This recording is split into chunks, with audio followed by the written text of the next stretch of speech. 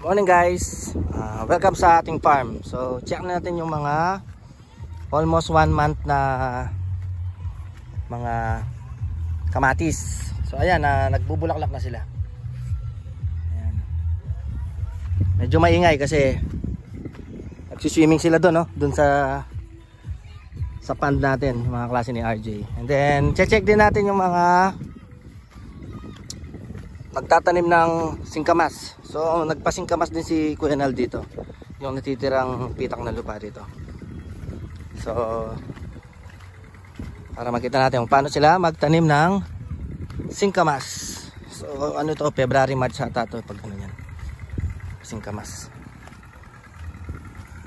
Then maraming salamat din pala doon sa dalawang teacher ni RJ, si Ma'am Flor at si Ma'am Gedi, namasyal kaninang umaga rito.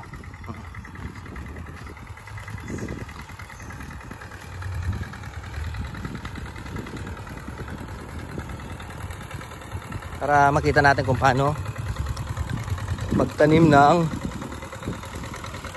singkamas. Mag-harvest, nakapag-harvest na tayo. So ayan sila, nakadayos. Then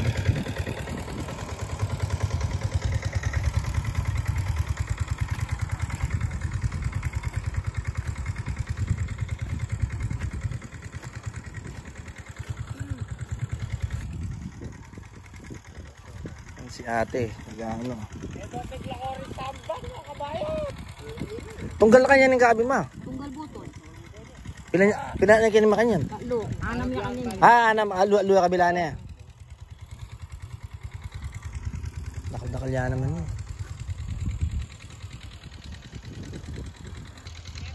So ayan, ano, tatlo, 6. Ada buto. Yung si Aba, saka si Tatang.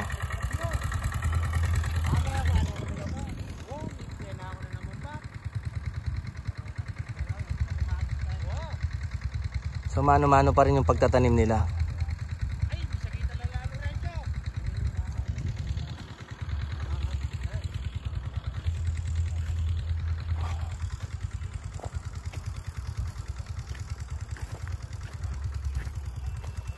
Eto no, didiligan kanyan din eh.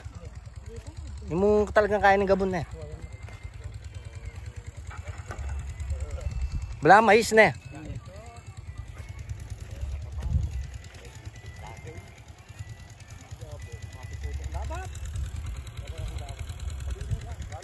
Hindi na nila pinapatubigan.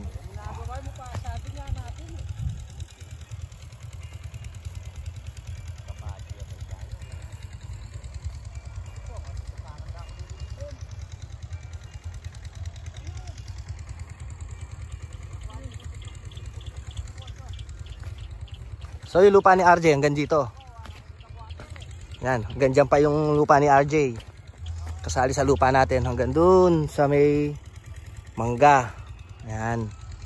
So mula rito sa may mangga kasama to. So ito lahat nasa singkamas. Tapos yung kabila kamatis. Yan, kasali pa rin yan sa lupa ni RJ. Hanggang dun sama yung ubasan. Hanggang dito yung hangganan niya. Si Kuya Ba.